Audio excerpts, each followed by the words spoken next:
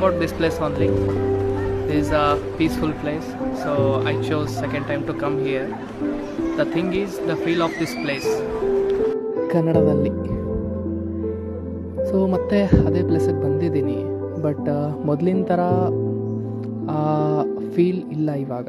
ಯಾಕಂದರೆ with a time everything changes. So for example, ನಾವು ಚಿಕ್ಕವರಿದ್ದಾಗ ನಮಗೆ ನಮ್ಮ ಪೇರೆಂಟ್ಸ್ ಒಂದು ಚಾಕ್ಲೇಟ್ ಇಸ್ಕೊಟ್ಟಿದ್ರೆ ಅದೇ ತುಂಬ ದೊಡ್ಡದಾಗಿರ್ತಿತ್ತು. ಅದು ಬಿಟ್ಟರೆ ನಾವು ಇನ್ನೇನೂ ಕೇಳ್ತಿರ್ಲಿಲ್ಲ. ಸೊ ಆವಾಗೆಲ್ಲ ಥಿಂಕ್ ಮಾಡ್ತಿದ್ವಿ ನಾವೆಲ್ಲ, ನಮಗೇನಾದರೂ ನನ್ನ ಹತ್ರ ಏನಾದರೂ ದುಡ್ಡು ಜಾಸ್ತಿ ಇರ್ತಿದ್ರೆ ನಾನು ಪೂರ್ತಿ ಬಾಕ್ಸ್ ಚಾಕ್ಲೇಟ್ ತೊಗೋತಿದ್ದೆ, ಅದು ಬಿಟ್ಟರೆ ಇನ್ನೇನೂ ಬೇಡ ಅನ್ನಿಸ್ತಿತ್ತು.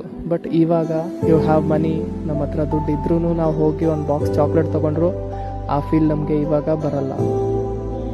ಸೊ ದ ಥಿಂಗ್ ಈಸ್ ಪ್ರೆಸೆಂಟಲ್ಲಿ ಬದುಕೋದು ತುಂಬ ಇಂಪಾರ್ಟೆಂಟು.